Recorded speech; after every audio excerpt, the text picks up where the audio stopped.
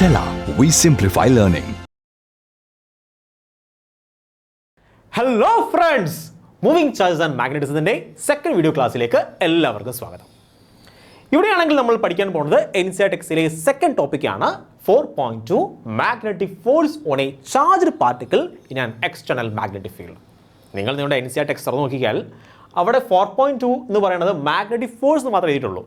ഞാൻ ആ ഹെഡ്ലൈൻ കുറച്ചും കൂടെ എക്സ്പാൻഡ് ചെയ്തിരിക്കുകയാണ്. എന്താണ് മാഗ്നറ്റിക് ഫോഴ്സ് എവിടെ ആക്ട് ചെയ്യുന്നത്? On a charged particle. ഇതെവിടെയാണ്? In an external magnetic field. Okay, ഈ ടോപ്പിക്കിലെ എല്ലാത്തരം NCERT concept line by line നമ്മളിവിടെ ഡിസ്കസ് ചെയ്യും. എന്നത്തെയും പോലെ എനിക്കറിയാം ഈ കോൺസെപ്റ്റ് പഠിക്കാൻ വളരെ എളുപ്പമാണ്. വളരെ എളുപ്പത്തിൽ നിങ്ങൾ ഇങ്ങനെ പഠിച്ചെടുക്കും കോൺസെപ്റ്റ്. പക്ഷേ പ്രോബ്ലം വരുമ്പോൾ നിങ്ങൾ പെട്ടുപോകും.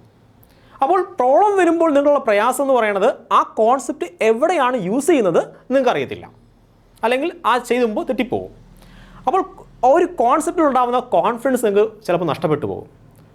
അത് എങ്ങനെ നമുക്ക് വീണ്ടെടുക്കാമെന്ന് പറഞ്ഞു കഴിഞ്ഞാൽ ആ കോൺസെപ്റ്റിലെ കൂടുതൽ ക്വസ്റ്റ്യൻസ് ചെയ്ത് നോക്കണം. അപ്പോൾ ഇവിടെയാണെങ്കിൽ നമ്മൾ കോൺസെപ്റ്റ് പഠിപ്പിക്കും. ഞാൻ പഠിപ്പിക്കുന്ന കോൺസെപ്റ്റ് എവിടെയാണ് യൂസ് ചെയ്യേണ്ടതെന്ന് പറഞ്ഞു തരും.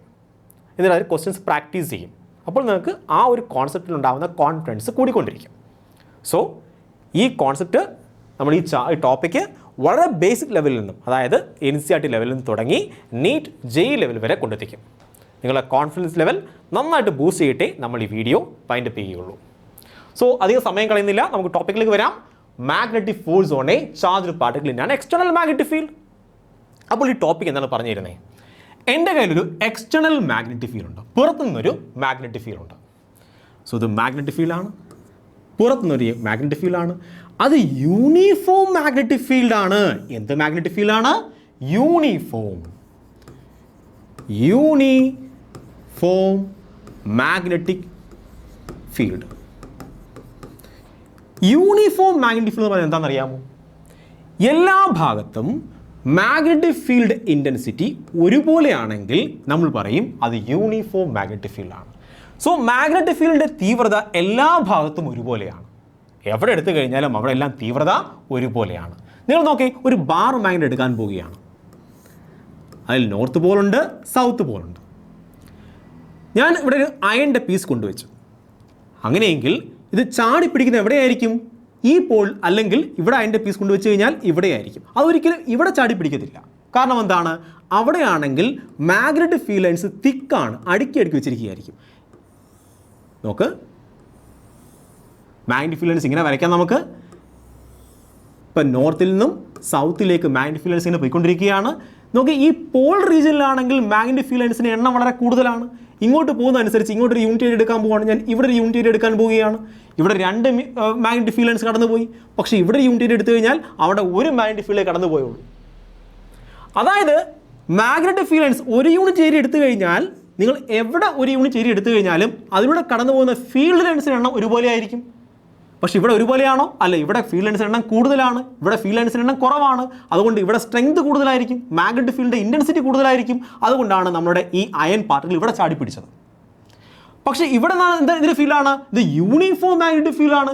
എല്ലാ ഭാഗത്തും ഒരേ ഇൻറ്റൻസിറ്റിയാണ്. നിങ്ങൾ എവിടെ ഒരു യൂണിറ്റ് ഏരിയ എടുത്തു കഴിഞ്ഞാലും അതിലൂടെ കടന്നു പോകുന്ന മാഗ്നറ്റിക് ഫീൽഡ് ലൈൻസിൻ്റെ എണ്ണം ഒരുപോലെ ആയിരിക്കും. സോ ഇതിനെ വിളിക്കുന്ന പേരാണ് യൂണിഫോം മാഗ്നറ്റിക് ഫീൽഡ്. അവിടെ ഫീൽഡ് ലൈൻസ് എല്ലാം എങ്ങനെയായിരിക്കും? പാരലലായിരിക്കും. സോ ഇങ്ങനൊരു യൂണിഫോം മാഗ്നറ്റിക് ഫീൽഡാണ് എക്സ്റ്റേണൽ മാഗ്നറ്റിക് ഫീൽഡ് എന്ന് പറയുന്നത്. സോ ഇവിടെ ഞാൻ എടുത്തിരിക്കുന്നത് എങ്ങനെയുള്ള മാഗ്നറ്റിക് ഫീൽഡാണ്? യൂണിഫോം മാഗ്നറ്റിക് ഫീൽഡാണ്. സോ ഈ യൂണിഫോം മാഗ്നറ്റിക് ഫീൽഡിലേക്ക് എൻ്റെ കയ്യിൽ ഒരു ചാർജ് ഉണ്ട്, Q എന്നൊരു ചാർജ് ഉണ്ട്. ഞാൻ ഈ ചാർജിനെ ഇങ്ങോട്ട് എറിയാൻ പോവുകയാണ്. എങ്ങോട്ട് എറിയാൻ പോവുകയാണ്? നമ്മുടെ ഈ എക്സ്റ്റേണൽ മാഗ്നറ്റിക് ഫീൽഡ് ഇങ്ങനെ കടന്നു പോവുകയാണ്. ഈ മാഗ്നറ്റിക് ഫീൽഡിലേക്ക് ഒരു ചാർജിനെടുത്ത് ഞാൻ എറിഞ്ഞു. നമുക്കറിയാം മൂവിങ് ചാർജ് എന്ത് പ്രൊഡ്യൂസ് ചെയ്യും? മാഗ്നറ്റിക് ഫീൽഡ് ലൈൻസിനുണ്ടാക്കും. സോ മൂവിങ് ചാർജ് എന്ന് പറയുന്നത് ഒരു കുഞ്ഞു കാന്തമായിട്ട് മാറും. അത് സഞ്ചരിക്കുമ്പോൾ ഒരു കുഞ്ഞു കാന്തമായിട്ട് മാറും. ഈ കാന്തത്തിൻ്റെ മാഗ്നറ്റിക് ഫീൽഡ്, നമ്മുടെ കുഞ്ഞു കാന്തത്തിൻ്റെ ആരെയാണ്? മൂവിങ് ചാർജിൻ്റെ മാഗ്നറ്റിക് ഫീൽഡ് ആരുമായിട്ട് ഇൻട്രാക്ട് ചെയ്യും? എക്സ്റ്റേണൽ മാഗ്നറ്റിക് ഫീൽഡുമായിട്ട് ഇൻട്രാക്ട് ചെയ്യും. ഇതിൻ്റെ ഫലമായിട്ട് ഇവിടെ ഒരു ഫോഴ്സ് ഉണ്ടാവും. എവിടെ ഫോഴ്സ് ഉണ്ടാവുന്നത്? Force on a charged particle. എവിടെ ഫോഴ്സ് ഉണ്ടാവുന്നത്? ചാർജ്ഡ് പാർട്ടിക്കിൾ ഫോഴ്സ് ഉണ്ടാകും. ആര് കാരണം? എക്സ്റ്റേണൽ മാഗ്നറ്റിക് ഫീൽഡ് കാരണം. എക്സ്റ്റേണൽ മാഗ്നറ്റിക് ഫീൽഡിലൂടെ ചാർജ് മൂവ് ചെയ്യുന്നതിൻ്റെ ഫലമായിട്ട് ചാർജിലുണ്ടാവുന്ന ഫോഴ്സിനെ പറ്റി, മാഗ്നറ്റിക് ഫോഴ്സിനെ പറ്റിയാണ് നമ്മൾ പഠിക്കാൻ പോകുന്നത്. സോ ടോപ്പിക് മനസ്സിലായോ? magnetic force on a charged particle which is in an external magnetic field. So നമുക്ക് ടോപ്പിക്കിലേക്ക് വരാം. ഇവിടെയാണെങ്കിൽ എൻ്റെ കയ്യിൽ ഒരു പ്ലെയിൻ ഉണ്ട്. പ്ലെയിൻ എന്ന് പറഞ്ഞാൽ പേപ്പർ. സോ എൻ്റെ കയ്യിൽ എന്തുണ്ട്? ഒരു പേപ്പർ ഉണ്ട്. ഇതൊരു പ്ലെയിനാണ്.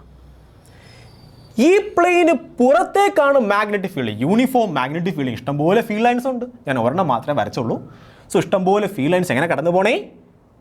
നമ്മുടെ ഈ പ്ലെയിന് പെർപെൻഡിക്കുലർ ആയിട്ട് കടന്നു പോവുകയാണ്. എങ്ങനെയാണ്? Outward in direction. സോ പ്ലെയിന് പുറത്തേക്ക്, പെർപെൻഡിക്കുലർ ആയിട്ട് പുറത്തേക്കാണ് മാഗ്നറ്റിക് ഫീൽഡ് പോണത്. നമുക്കറിയാം പ്ലെയിന് പുറത്തേക്ക് എന്ന് പറഞ്ഞാൽ നമുക്ക് ഇങ്ങനെ വരച്ച് കാണിക്കാം. ഓർക്കുന്നുണ്ടോ? നമ്മൾ കഴിഞ്ഞ ക്ലാസ്സിൽ പഠിച്ചതാണ് ഔട്ട്വേർഡ് ഇൻ ഡയറക്ഷൻ. ഇൻവേർഡ് എന്ന് പറഞ്ഞാൽ ഇതാണ് ഇൻവേർഡ് ഇൻ ഡയറക്ഷൻ. സോ ഇവിടെ പുറത്തേക്കാണ് മാഗ്നറ്റിക് ഫീൽഡ്. സോ പ്ലെയിന് പുറത്തേക്ക് മാഗ്നറ്റിക് ഫീൽഡ് ഇങ്ങനെ പോയിക്കൊണ്ടേയിരിക്കുകയാണ്. ഈ ഒരു സിറ്റുവേഷനിൽ എൻ്റെ കയ്യിൽ ഒരു ചാർജ് ഉണ്ട്. ക്യൂ എന്ന് പറയുന്ന ഒരു ചാർജ് ഉണ്ട്. ഈ ചാർജിനെ ഞാനെടുത്ത് ഇങ്ങോട്ട് എറിയാൻ പോവുകയാണ്. ഓക്കെ, പ്ലെയിൻ ഇത് എക്സ്റ്റേണൽ മാഗ്നറ്റിക് ഫീൽഡ്. ഈ എക്സ്റ്റേണൽ മാഗ്നറ്റിക് ഫീൽഡ് ഇങ്ങനെ പോവുകയാണ്. ഇനിയാണെങ്കിൽ നമ്മുടെ ചാർജിനെ ഞാൻ ഇങ്ങനെ എടുത്തെറിഞ്ഞു. അപ്പോൾ ചാർജിനെ എങ്ങനെ എടുത്തെറിഞ്ഞേ? ചാർജിനെ ഇങ്ങനെ എടുത്തെറിഞ്ഞു. സോ വെലോസിറ്റി വെക്റ്റർ ഇങ്ങനെയാണ്. സോ ഇത്രയും കാര്യം മനസ്സിലായോ? അപ്പോൾ എങ്ങനെ ചാർജ് പോകേണ്ടതാണ്? ചാർജ് നേരെ ഇങ്ങനെ പോകേണ്ടതാണ്. പക്ഷേ പോകത്തില്ല. കാരണം എന്താണ് പോകാത്തതിന് കാരണം? നമ്മുടെ ഈ ചാർജ് ഈ മാഗ്നറ്റിക് ഫീൽഡിലേക്ക് കടക്കുമ്പോൾ ചാർജ് ഉണ്ടാക്കുന്ന മാഗ്നറ്റിക് ഫീൽഡ്, ഈ ചാർജ് എന്ത് ചെയ്യും? മാഗ്നറ്റിക് ഫീൽഡ് ഉണ്ടാക്കും. ഈ മാഗ്നറ്റിക് ഫീൽഡ് എക്സ്റ്റേണൽ മാഗ്നറ്റിക് ഫീൽഡുമായിട്ട് ഇൻട്രാക്ട് ചെയ്യും. അതിൻ്റെ ഫലമായിട്ട് എന്തുണ്ടാവും? മാഗ്നറ്റിക് ഫോഴ്സ് ഉണ്ടാവും. ഈ ഫോഴ്സ് കാരണം നമ്മുടെ ഈ ചാർജ് എന്ത് ചെയ്യുന്നറിയാമോ? ആ ചാർജ് ഡിഫ്ലക്റ്റ് ചെയ്യാൻ നോക്കും. സോ ഈ ചാർജ് ഇവിടെ വെച്ച് എന്ത് ചെയ്യും? ഡിഫ്ലക്റ്റ് ചെയ്യും. സോ ഇത്രയും കാര്യം മനസ്സിലായോ? അപ്പോൾ ചാർജ് ഒരു യൂണിഫോം മാഗ്നറ്റിക് ഫീൽഡിലേക്ക് ഞാൻ ചാർജിനെ എടുത്ത് എറിഞ്ഞപ്പോഴത്തേക്കും ചാർജ് ഡിഫ്ലക്റ്റ് ചെയ്യുന്നതായിട്ട് കണ്ടു. സോ ഫോഴ്സ് ഉറപ്പായിട്ടും ആക്ട് ചെയ്ത് കാണും. ഈ ഫോഴ്സിനെ പറ്റിയാണ് പഠിക്കാൻ പോകണം. നമുക്കറിയാം ഇങ്ങോട്ടാണ് ഡിഫ്ലക്ഷൻ എങ്കിൽ നോക്കേ, നമ്മുടെ ചാർജ് ഇങ്ങനെ പോവുകയായിരുന്നു. ഇതാണ് ചാർജ് പോയത്. എക്സ്റ്റേണൽ മാഗ്നറ്റിക് ഫീൽഡ് ഇങ്ങനെയായിരുന്നു. അപ്പോൾ ഈ മാഗ്നറ്റിക് ഫീൽഡിന് പെർപെൻഡിക്കുലറായിട്ട് ഫോഴ്സ് ആക്ട് ചെയ്ത് കാണും. അതുകൊണ്ടായിരിക്കും ചാർജ് വളഞ്ഞത്. ചാർജ് നേരെ അങ്ങ് പോകേണ്ടതാണ്. ഒരു പേപ്പർ എടുത്താൽ ഇങ്ങനെ അങ്ങ് പോകേണ്ടതാണ്. പക്ഷേ അത് സൈഡ് വൈസ് വളഞ്ഞു. അതിന് കാരണം എന്താണ്? സൈഡ് വൈസ് ഒരു ഫോഴ്സ് ആക്ട് ചെയ്ത് കാണും. ഇങ്ങോട്ടേക്ക് ഒരു ഫോഴ്സ് ആക്ട് ചെയ്ത് കാണും. എങ്ങോട്ടാണ്? ഇങ്ങോട്ട്. സോ നിങ്ങൾ കാണുമ്പോൾ ഇത് പുറത്തേക്കാണ്, ഇത് സൈഡ് വൈസ് ഇങ്ങോട്ടാണ്. അപ്പോൾ ഞാൻ മാറ്റി വരയ്ക്കാം.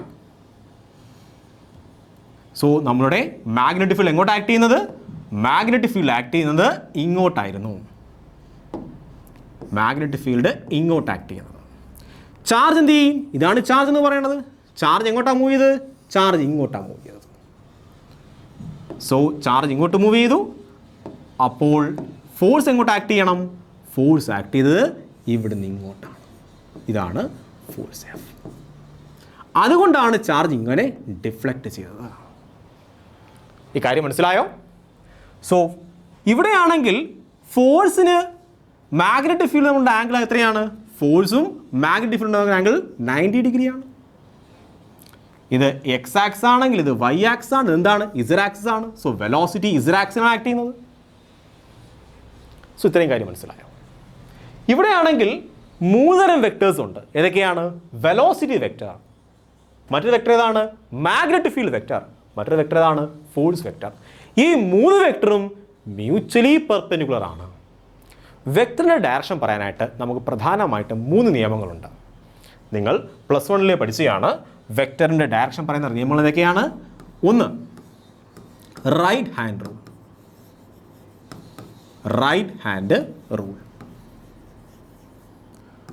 2 ഫ്ലെമിംഗ്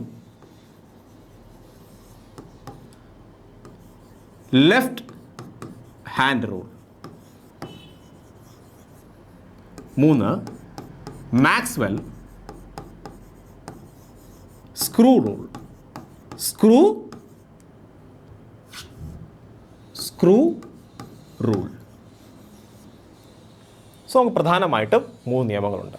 ഇതൊക്കെയാണ് right hand rule. Right hand rule എന്താ പറയണത്? നമ്മൾ റൈറ്റ് ഹാൻഡ് എടുക്കണം.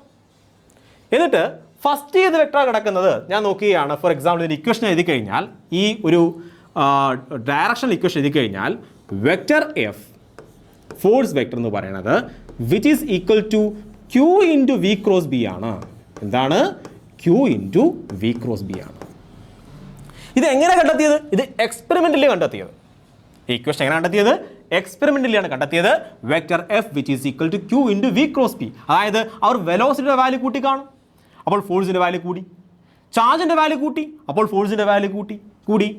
മാഗ്നറ്റിക് ഫീൽഡിൻ്റെ വാല്യൂ കൂട്ടി, അപ്പോഴും ഫോഴ്സിൻ്റെ വാല്യൂ കൂട്ടി. അപ്പോൾ അവർക്ക് മനസ്സിലായി ഈ 3 ടേംസ് ആണ്, ഈ 3 ക്വാണ്ടിറ്റീസ് ആണ് ഫോഴ്സിനെ കൺട്രോൾ ചെയ്യുന്നത്. അത് വെച്ച് അവർ വെക്ടർ ഇക്വേഷൻ രൂപീകരിച്ചു. ആ ഇക്വേഷൻ എന്തായിരുന്നു? Vector F which is equal to Q into V cross B. So ഇതിൻ്റെ ഡയറക്ഷൻ എങ്ങനെയാണ് പറയണത്? ഡയറക്ഷൻ പറയാൻ നമുക്ക് എത്ര നിയമമുണ്ട്? 3 നിയമങ്ങളുണ്ട്. ഈ 3 യൂസ് ചെയ്യാൻ പറ്റും. പക്ഷേ മോസ്റ്റ് കോമൺ ആയിട്ട് യൂസ് ചെയ്യുന്ന ആരാണ്? ഫ്ലെമിങ്സ് ലെഫ്റ്റ് ഹാൻഡ് റൂളാണ്. ഞാൻ ഇനി ഓരോ ലോ ഉപയോഗിച്ച് കാണിച്ചു തരാം. റൈറ്റ് ഹാൻഡ് റൂൾ ഉപയോഗിക്കാൻ പോവുകയാണ്. റൈറ്റ് ഹാൻഡ് റൂൾ പറയുന്നത് നോക്കേ, vector F which is equal to Q. Q എന്ന് പറയുന്നത് സ്കെയിലാർ ക്വാണ്ടിറ്റി ആണ്, അത് വിട്ടേക്ക്.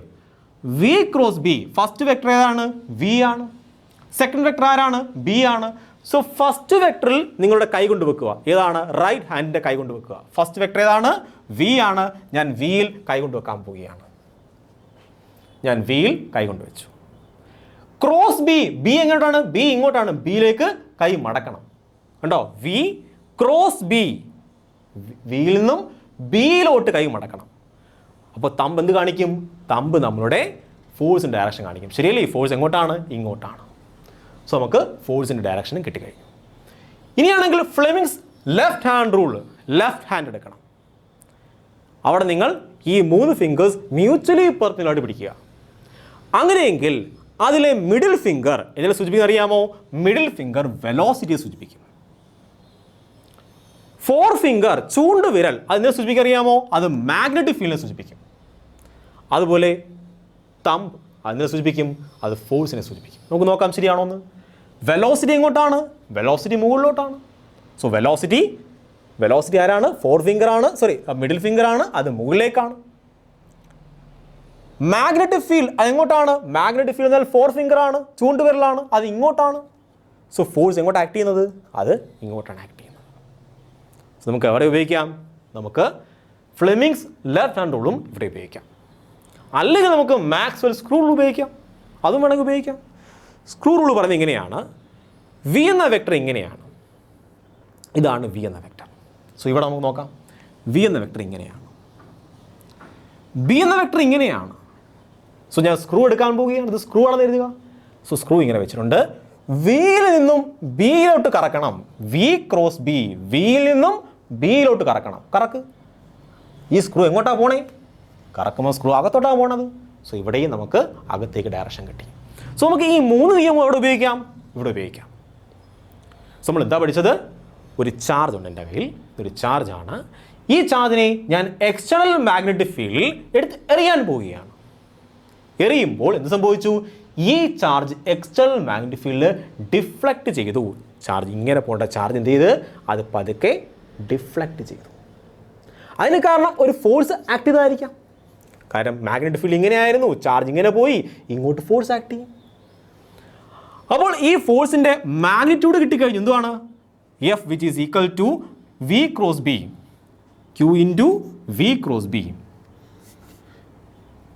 ഇതിൻ്റെ മാഗ്നിറ്റ്യൂഡ് മാത്രം പറയുകയാണെങ്കിൽ, ഇതിൻ്റെ വെക്ടർ ഇക്വേഷൻ കിട്ടിക്കഴിഞ്ഞു. മാഗ്നിറ്റ്യൂഡ് മാത്രം എടുത്ത് പറഞ്ഞു കഴിഞ്ഞാൽ Q V B sine theta അല്ലേ? എന്താണ് തീറ്റ എന്ന് പറയുന്നത്? വെക്ടർ വിയും വെക്ടർ ബിയും തമ്മിലുണ്ടാക്കുന്ന ആംഗിളാണ് തീറ്റ. സോ തീറ്റ എന്താണ്? Angle between vector V and vector B. അപ്പോൾ നമുക്ക് തോന്നും, സാറേ വെക്ടർ വി ഇതാണ്, വെക്ടർ ബി ഇതാണ്, അവ തമ്മിലുണ്ടാക്കുന്ന ആംഗിൾ എപ്പോഴും 90 ഡിഗ്രി അല്ലേ? എപ്പോഴും ആവണമെന്ന് യാതൊരു നിർബന്ധവുമില്ല.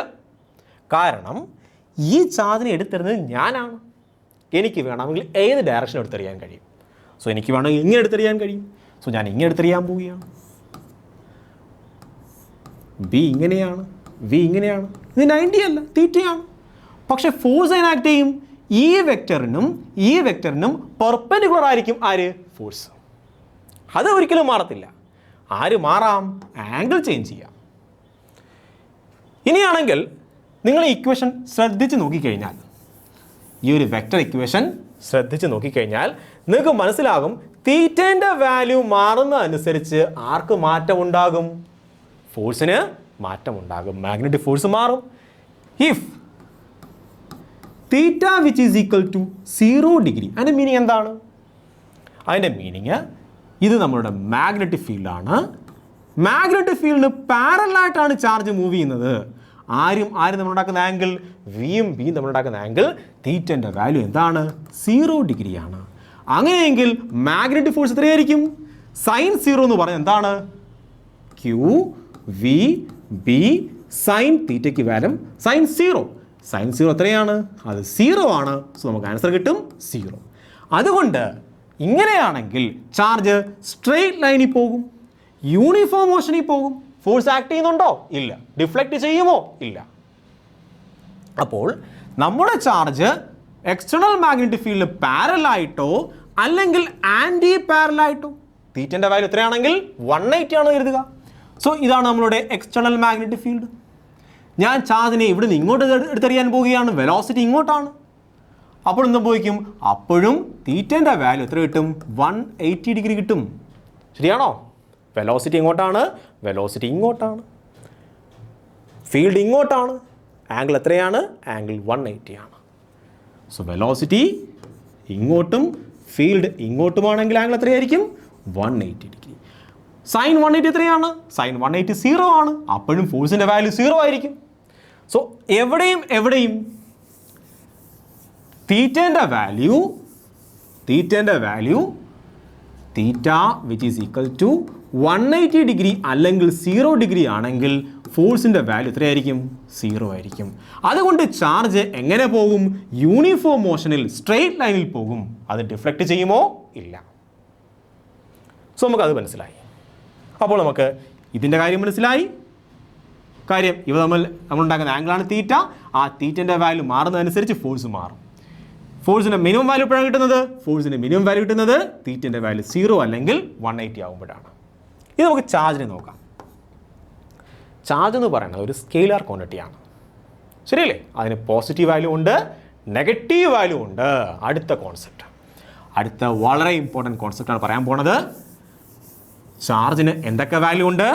ചാർജിന് പോസിറ്റീവ് വാല്യൂ ഉണ്ട്, ചാർജിന് നെഗറ്റീവ് വാല്യൂ ഉണ്ട്. സോ എൻ്റെ കയ്യിലാണെങ്കിൽ ഒരു ചാർജ് ഉണ്ട്. ആ ചാർജ് നെഗറ്റീവാണ്. അങ്ങനെ നെഗറ്റീവ് ആണെങ്കിൽ മാഗ്നറ്റിക് ഫോഴ്സ് എന്ത് ചെയ്യും? അത് തലതിരിയും. നമുക്ക് എക്സാമ്പിൾ നോക്കാം. ഇവിടെയാണെങ്കിൽ എൻ്റെ കയ്യിലൊരു നെഗറ്റീവ് ചാർജ് ഉണ്ട്. സോ ക്യൂ എന്താണ്? നെഗറ്റീവ് ചാർജാണ്. ഞാൻ ഈ നെഗറ്റീവ് ചാർജിനെ ഇങ്ങോട്ട് എടുത്തെറിയാൻ പോവുകയാണ്. വെലോസിറ്റി ഇങ്ങോട്ടാണ്.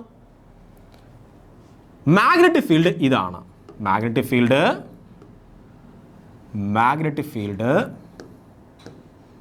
ഇതാണ് മാഗ്നറ്റിക് ഫീൽഡ്. സോ നമുക്കറിയാം, നമുക്ക് ബേസിക് ലോ ഇതാണ്. നമ്മുടെ ഫ്ലെമിങ്സ് ലെഫ്റ്റ് ഹാൻഡിൽ ഉപയോഗിക്കാം. വെലോസിറ്റി എങ്ങോട്ടാണ് പോകുന്നത്? വെലോസിറ്റി മുകളിലേക്ക് പോകണം. നമ്മൾ പറയും വെലോസിറ്റി മുകളിലേക്കാണ് പോയത്. ഫീൽഡ് എങ്ങോട്ടാണ്? നമ്മൾ പറയും ഫീൽഡ് ഇങ്ങോട്ടാണ് പോയത്. ഫീൽഡ് ഇങ്ങോട്ടാണ്. ചൂണ്ടുവിരൽ ഫീൽഡിനെ സൂചിപ്പിക്കും. ഫീൽഡ് ഇങ്ങോട്ടാണ് പോയത്. ഫോഴ്സ് എങ്ങോട്ടാണ്? ഫോഴ്സ് ബാക്കിലേക്കാണ് അല്ലേ? ഫോഴ്സ് എങ്ങോട്ടാണ്? ഫോഴ്സ് ഇവിടുന്ന് ഇങ്ങോട്ടാണ്. ഇതാണ് ഫോഴ്സ്. ഇത് എന്ത് ചാർജ് ആണെങ്കിൽ? പോസിറ്റീവ് ചാർജ് ആണെങ്കിലാണ് ഫോഴ്സ് ഇങ്ങോട്ട്. നെഗറ്റീവ് ചാർജ് ആണെങ്കിൽ ഫോഴ്സ് ഓപ്പോസിറ്റ് ആവും, തലതിരിയും. ഫോഴ്സ് എങ്ങോട്ടായിരിക്കും? ഫോഴ്സ് ഇങ്ങോട്ട് ആക്ട് ചെയ്യും. സോ ഇതാണോ ഫോഴ്സിൻ്റെ വാല്യൂ? നെഗറ്റീവ് ചാർജ് വരുമ്പോൾ ഫോഴ്സ് തലതിരിയും. അപ്പോൾ മാഗ്നറ്റിക് ഫോഴ്സ് ആരെ ഡിപ്പെൻഡ് ചെയ്യും? ചാർജിൻ്റെ നേച്ചറിൽ ഡിപ്പെൻഡ് ചെയ്യും. പോസിറ്റീവ് ചാർജ് ആണെങ്കിൽ ഇങ്ങോട്ടാണെങ്കിൽ നെഗറ്റീവ് ചാർജ് നേരെ തലതിരിയും. ഈ കാര്യം ഓർത്ത് വെക്കുക. അപ്പോൾ നമുക്ക് കുറച്ച് എക്സാമ്പിൾസ് വർക്കൗട്ട് ചെയ്യാം. എൻ്റെ കയ്യിലാണെങ്കിൽ ഒരു പോസിറ്റീവ് ചാർജാണ്. എൻ്റെ കയ്യിൽ എന്തുണ്ട്? ഒരു പോസിറ്റീവ് ചാർജ് ഉണ്ട്. ഈ പോസിറ്റീവ് ചാർജ് തന്നെ ഇങ്ങോട്ട് എടുത്തെറിയാൻ പോവുകയാണ്. ഇലക്ട്രിക് ഫീൽഡ് എന്ന് പറഞ്ഞാൽ ഔട്ട്വേർഡ് ഡയറക്ഷനാണ്.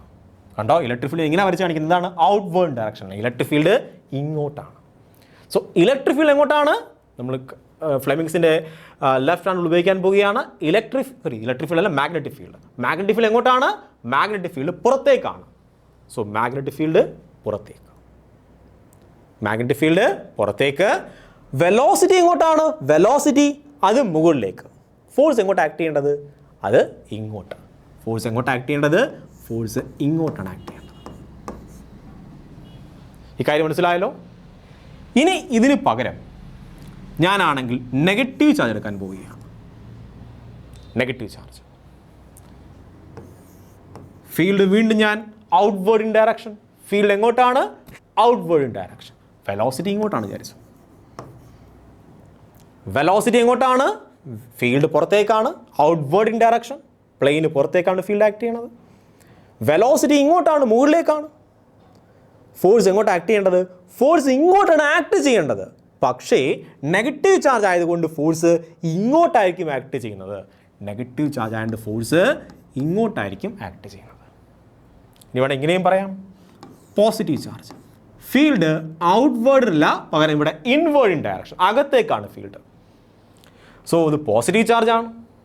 അപ്പോൾ ഫ്ലെമിങ്സിൻ്റെ റൂൾ അതുപോലെ ഉപയോഗിക്കാൻ പറ്റും. ഇനിയാണെങ്കിൽ ഫീൽഡ് എങ്ങോട്ടാണ്? ഇൻവേർഡ് ആണ്, അകത്തേക്കാണ് field. So into the plane ആണ്. So field into the plane ആണ്, അകത്തേക്കാണ്. അതുപോലെ വെലോസിറ്റി മുകളിലേക്കാണ്. വെലോസിറ്റി മുകളിലോട്ടാണ്. Field into the plane ആണ്, വെലോസിറ്റി മുകളിലേക്കാണ്. ഫോഴ്സ് എങ്ങോട്ട് ആക്ട് ചെയ്യണം?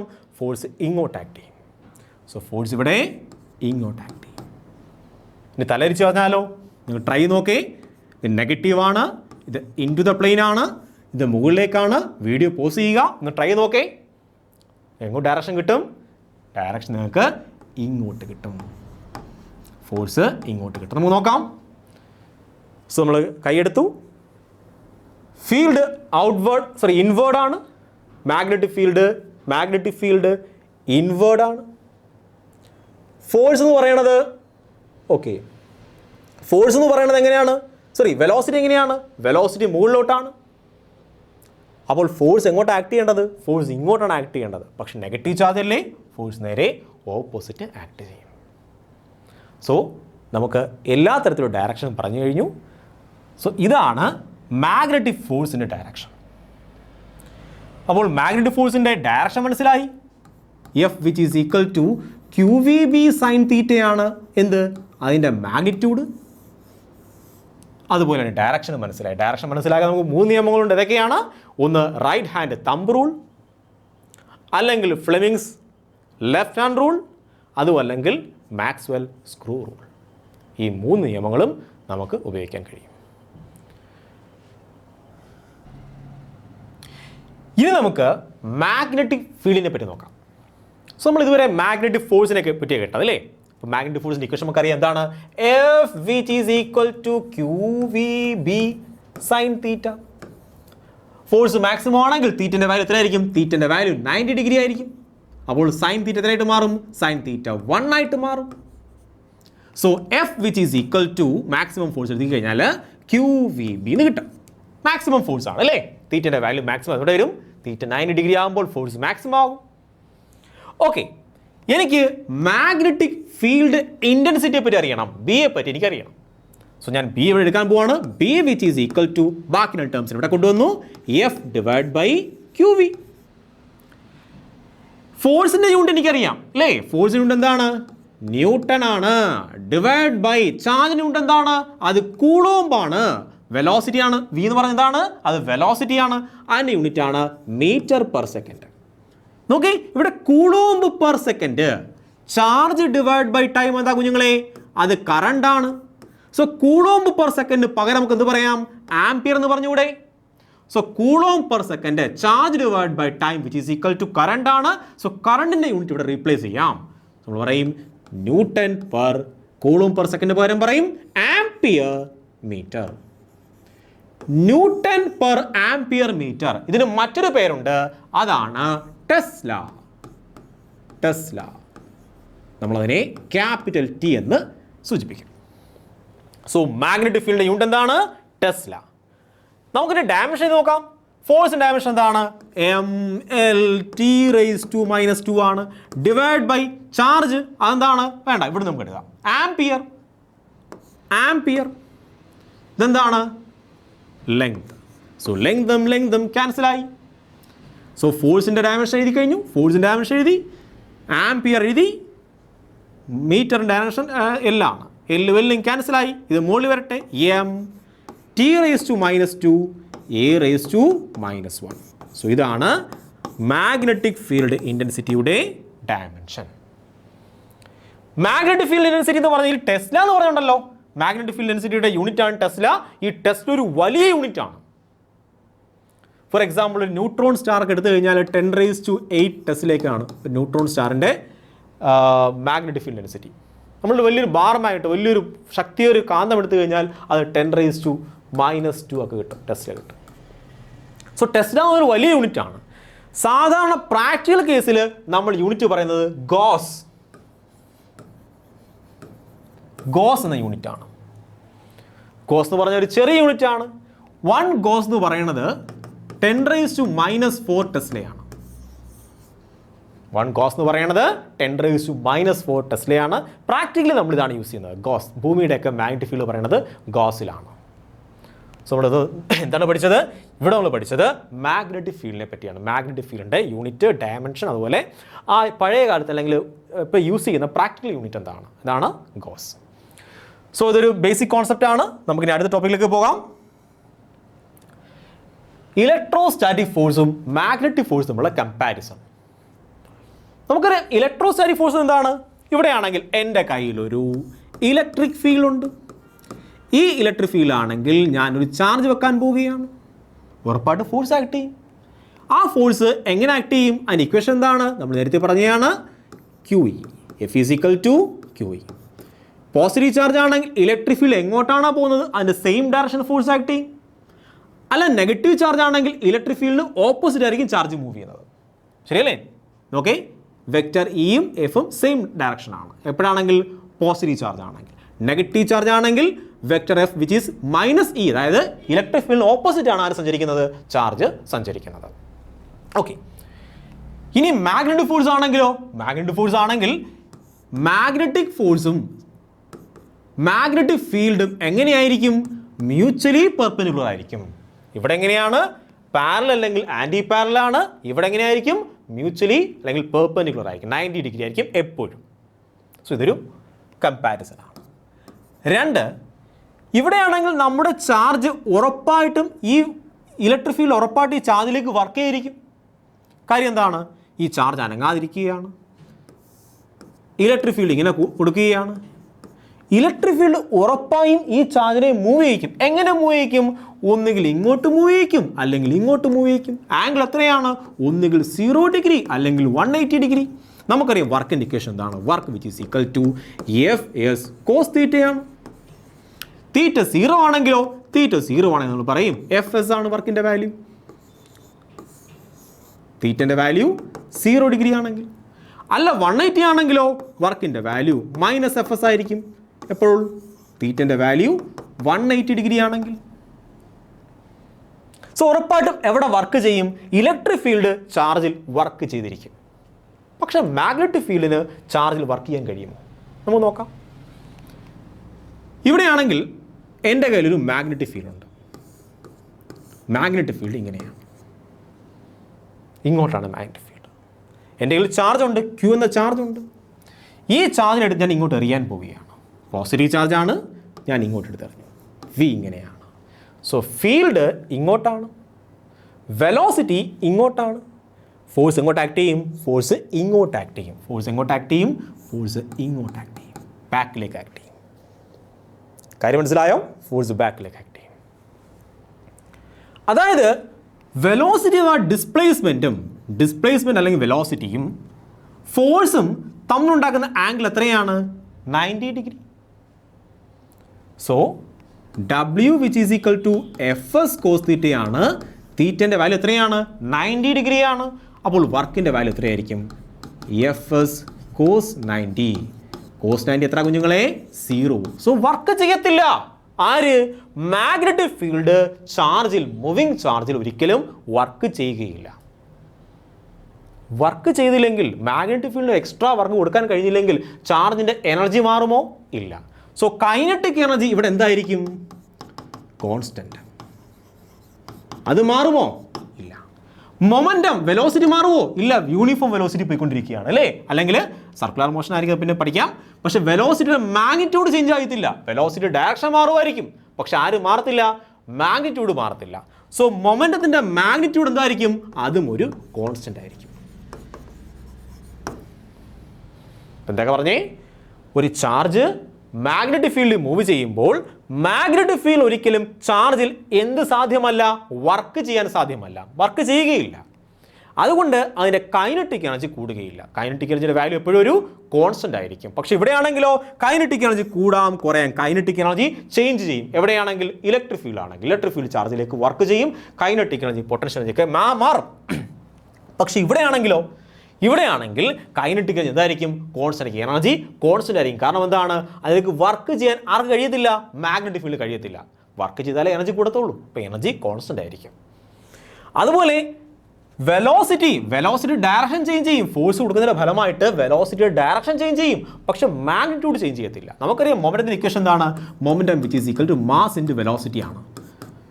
വെലോസിറ്റി ഡയറക്ഷൻ ചേഞ്ച് ചെയ്യും, അതുകൊണ്ട് മൊമെന്റത്തിന്റെ ഡയറക്ഷനും ചേഞ്ച് ചെയ്യും. പക്ഷെ ആര് മാറത്തില്ല? മൊമെന്റത്തിന്റെ മാഗ്നിറ്റ്യൂഡ് മാറത്തില്ല. അതൊരു കോൺസ്റ്റന്റ് ആയിരിക്കും.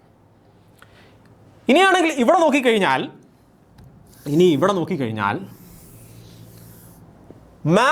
ഇലക്ട്രിക് ഫോഴ്സ് എന്ന് പറയുന്നത് വെലോസിറ്റി ഡിപ്പെൻഡ് ചെയ്യത്തില്ല. ശരിയല്ലയോ? വെലോസിറ്റി കൂടിയാലോ കുറഞ്ഞാലോ ഇലക്ട്രിക് ഫോഴ്സിന് യാതൊരു മാറ്റം ഉണ്ടാകത്തില്ല. F is equal to QE ആണ്. അത് ആരെ ഡിപ്പെൻഡ് ചെയ്യത്തില്ല? വെലോസിറ്റി ഡിപ്പെൻഡ് ചെയ്യത്തില്ല. പക്ഷെ ഇവിടെയാണെങ്കിലോ F which is equal to QVB sine theta. ഇവിടെ ആരെ ഡിപ്പെൻഡ് ചെയ്യും? വെലോസിറ്റിയെ ഡിപ്പെൻഡ് ചെയ്യും. So magnetic force depends on velocity, electric force is independent of velocity. So ഇതാണ് ഇലക്ട്രോസ്റ്റാറ്റിക് ഫോഴ്സ് അല്ലെങ്കിൽ ഇലക്ട്രിക് ഫോഴ്സും മാഗ്നറ്റിക് ഫോഴ്സും തമ്മിലുള്ള കമ്പാരിസൺ. സോ നമുക്ക് ഇത്രയും കോൺസെപ്റ്റ് മനസ്സിലായി. ഇവിടെ നമ്മൾ മാഗ്നറ്റിക് ഫോഴ്സിനെ പറ്റിയാണ് ചർച്ച ചെയ്തത്. ഇനി നമുക്ക് ഈ മാഗ്നറ്റിക് ഫോഴ്സിനെ പറ്റി ഇനിയും പഠിക്കാനുണ്ട്. അതിന് വരുന്ന വീഡിയോയിൽ നമ്മൾ മാഗ്നറ്റിക് ഫോഴ്സിനെ പറ്റി ഡീറ്റെയിൽ ആയി ഇനിയും പഠിക്കും. അതിൻ്റെ മോഷനെ പറ്റി പഠിക്കും. നമ്മളിവിടെ ജസ്റ്റ് ഫോഴ്സിനെ പറ്റി മാത്രമാണ് പഠിച്ചത്. ആ ഫോഴ്സ് ഉണ്ടാക്കുന്ന മോഷനെ പറ്റി പഠിച്ചിട്ടില്ല. അത് അടുത്ത വീഡിയോ നമ്മൾ ഡീറ്റെയിൽ ആയിട്ട് ആ ഫോഴ്സ് ഉണ്ടാക്കുന്ന മോഷനെ പറ്റി പഠിക്കും.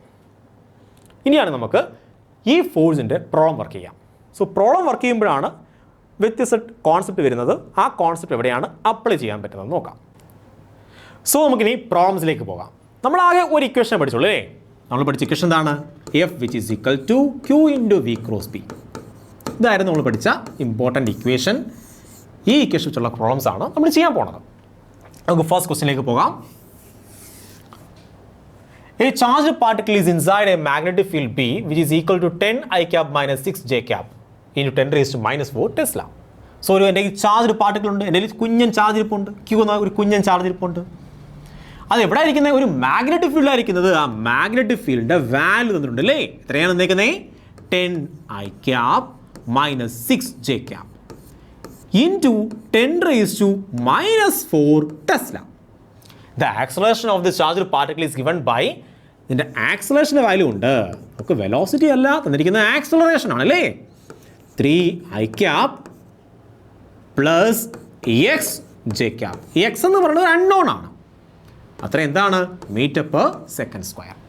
The possible value of x will be. നമ്മളിതൊരു ആക്സലറേഷനെ പറ്റി കേട്ടിട്ടില്ല, പക്ഷെ നമ്മൾ ഫോഴ്സിനെ പറ്റി കേട്ടിട്ടുണ്ട് അല്ലേ? നോക്കേ, F is equal to ma. F is equal to ma. കേട്ടിട്ടുണ്ടോ? എങ്ങോട്ടാണോ ആക്സലറേഷൻ അങ്ങോട്ടായിരിക്കും ഫോഴ്സ്, അല്ലെങ്കിൽ എങ്ങോട്ടാണോ ഫോഴ്സ് അങ്ങോട്ടായിരിക്കും ആക്സലറേഷൻ. സോ ഇവിടെ നമ്മൾ എന്ത് ഫോഴ്സിനെ പറ്റിയാണ് പഠിച്ചത്? മാഗ്നറ്റിക് ഫോഴ്സിനെ പറ്റിയാണ് പഠിച്ചത്. ആ മാഗ്നറ്റിക് ഫോഴ്സ് എങ്ങോട്ട് ആക്ട് ചെയ്യുന്നത്? മാഗ്നറ്റിക് ഫോഴ്സ് മുകളിലേക്കാണ് ആക്ട് ചെയ്യുന്നതെങ്കിൽ നമുക്ക് നോക്കേ, മ്യൂച്വലി പെർപെൻഡിക്കുലർ ആണ് ആര്? മാഗ്നറ്റിക് ഫോഴ്സും ബിയും എഫും വിയും എല്ലാം എന്താണ്? മ്യൂച്വലി പെർപെൻഡിക്കുലർ ആണ്. സോ എങ്ങോട്ടാണോ ഫോഴ്സ് ആക്ട് ചെയ്യുന്നത് അങ്ങോട്ടായിരിക്കും ആക്സിലറേഷൻ. സോ ആരും മ്യൂച്വലി പെർപെൻഡിക്കുലർ ആണ്, ബിയും എയും മ്യൂച്വലി പെർപെൻഡിക്കുലർ ആയിരിക്കും. കാര്യം ചാർജ്ഡ് പാർട്ടിക്കിൾ എവിടെയാണ് മൂവ് ചെയ്യുന്നത്? ഒരു എക്സ്റ്റേണൽ മാഗ്നറ്റിക് ഫീൽഡിലാണ്. എക്സ്റ്റേണൽ മാഗ്നറ്റിക് ഫീൽഡ് ഉണ്ടാകുന്ന ഫോഴ്സ് എന്താണ്? മാഗ്നറ്റിക് ഫോഴ്സ് ആണ്. മാഗ്നറ്റിക് ഫോഴ്സിന്റെ സെയിം ഡയറക്ഷൻ ആയിരിക്കും ആക്സിലറേഷൻ. സോ ആക്സിലറേഷൻ മുകളിലേക്കാണ്. അങ്ങനെയെങ്കിൽ ആ ആക്സിലറേഷനും ബി വെക്ടറും തമ്മിലുള്ള ആംഗിൾ എത്രയായിരിക്കും? 90 ഡിഗ്രി. ആക്സിലറേഷൻ മുകളിലേക്കായിരിക്കണം നിർബന്ധമൊന്നുമില്ല. അങ്ങനെ ആണെങ്കിൽ ഇത് ഇങ്ങോട്ടായിരിക്കും. എങ്ങനെ ആയാലും എന്തുമായിരിക്കും? 90 ഡിഗ്രി ആയിരിക്കും. സോ 90 ഡിഗ്രി ആണെങ്കിൽ രണ്ട് വെക്ടേഴ്സ് ഉണ്ട്. എൻ്റെ കയ്യിൽ രണ്ട് വെക്ടേഴ്സ് ഉണ്ട്, എയും ബിയും. അല്ലെങ്കിൽ വേണ്ട, ഇവിടെ എയും ബി എടുക്കുന്നില്ലേ, പിയും ക്യൂ, രണ്ട് വെക്ടേഴ്സ് ഉണ്ട്. ഈ രണ്ട് വെക്ടേഴ്സ് പെർപെൻഡിക്കുലർ ആണെന്ന് കരുതുക. അങ്ങനെയെങ്കിൽ what is P dot Q? Dot product എടുത്തു നോക്കേ. പി ക്യൂ കോസ് തീറ്റയാണ്. തീറ്റ എത്രയാണ്? പിയും ക്യൂ 90 ഡിഗ്രിയാണ്. സോ കോസ് 90 എത്രയാണ്? കോസ് 90 0 ആണ്. സോ പി ഡോട്ട് ക്യൂ എന്ത് കിട്ടും? 0 കിട്ടും.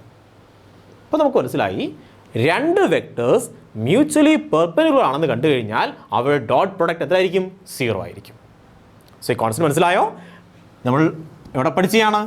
കഴിഞ്ഞ വർഷം വെക്റ്റർ ആൾജിബ്രയിൽ പഠിച്ചതാണ്. വെക്റ്റർ അനാലിസിസ് ചെയ്തപ്പോൾ അവിടെ കേട്ട കാര്യമാണ്. സോ ഇവിടെ രണ്ട് വെക്ടേഴ്സ് ഉണ്ട്. ഏതൊക്കെയാണ്? ബി എന്ന വെക്ടർ ഉണ്ട്, അതുപോലെ മറ്റൊരു വെക്ടർ ഉണ്ട്, എ എന്ന വെക്ടർ ഉണ്ട്, ആക്സിലറേഷൻ വെക്ടർ ഉണ്ട്. അതെങ്ങനെയായിരിക്കും? മ്യൂച്വലി പെർപെൻഡിക്കുലർ ആയിരിക്കും. അങ്ങനെയെങ്കിൽ അവർ ഡോട്ട് പ്രോഡക്റ്റ് എടുത്ത് നോക്കേ. എങ്ങനെ വേണം എടുക്കാം? ബി ഡോട്ട് എ എന്ന് എടുക്കാം, അല്ലെങ്കിൽ എ ഡോട്ട് ബി എന്ന് എടുക്കാം. അത് എന്തായിരിക്കും? അത് 0 ആയിരിക്കും. ഇനി കണ്ടുപിടിക്കാൻ എളുപ്പമായില്ലേ? ബി എന്താണ്? ബി എന്ന് പറഞ്ഞാൽ 10i cap minus 6j cap into 10⁻⁻⁴. Dot A എന്താണ്? നടക്കുന്നു A 3i cap plus xj cap. So നമുക്ക് ആദ്യമേ ഈ 10⁻⁻⁴ അകത്തേക്ക് കൊണ്ടുവരാം. 10 into 10⁻⁻⁴ i cap minus 6 into 10⁻⁻⁴ j cap dot 3i cap plus xj cap. Dot അറിയാമോ? ഐ ക്യാപ്പിൻ്റെ കോഎഫിഷ്യൻസ് തമ്മിൽ എന്ത് ചെയ്യണം? പരസ്പരം മൾട്ടിപ്ലൈ ചെയ്യണം. പ്ലസ് ജെ ക്യാപ്പിൻ്റെ കോഎഫിഷ്യൻസ് തമ്മിൽ പരസ്പരം മൾട്ടിപ്ലൈ ചെയ്യണം. പക്ഷേ ഇതിൻ്റെ ആൻസർ നമുക്കറിയാം എത്രയാണ്? അത് 0 ആയിരിക്കും. സോ നമുക്ക് നോക്കാം. 10 ഇൻറ്റു 10⁻⁻⁴. സോ ഐ ക്യാപ്പിൻ്റെ കോഫിഷ്യന്റ് എത്രയാണ്? 10 ഇൻറ്റു 10⁻⁻⁴ ഇൻറ്റു ഇവിടുത്തെ കോഫിഷ്യന്റ് എത്രയാണ്? അത് 3 ആണ്. പ്ലസ് ഇവിടെയോ? ഇവിടെയാണെങ്കിൽ ജെ ക്യാപ്പിൻ്റെ കോഫിഷ്യന്റ് എന്ന് പറയുന്നത് -6 ഇൻറ്റു 10⁻⁻⁴ ആണ്. -6 ഇൻറ്റു 10⁻⁻⁴ ഇൻറ്റു ഇവിടെയാണെങ്കിലോ? ഇവിടെയാണെങ്കിൽ എക്സ് ആണ്, അവിടെയാണെങ്കിൽ എക്സ് ആണ്. ഇതിൻ്റെ വാല്യൂ എത്രയാണ്? അതിൻ്റെ വാല്യൂ എന്ന് പറയുന്നത് 0 ആണ്. സോ നമുക്ക് 30 into 10⁻⁻⁴ minus 6 into 10⁻⁻⁴ which is equal to 0. ഇത് അപ്പുറത്തുണ്ടോ? 30 into 10⁻⁻⁴ which is equal to 6 into 10⁻⁻⁴. X ഉണ്ട്, നമ്മൾ എക്സ് വിട്ടുപോയി, എക്സ് ഉണ്ട്.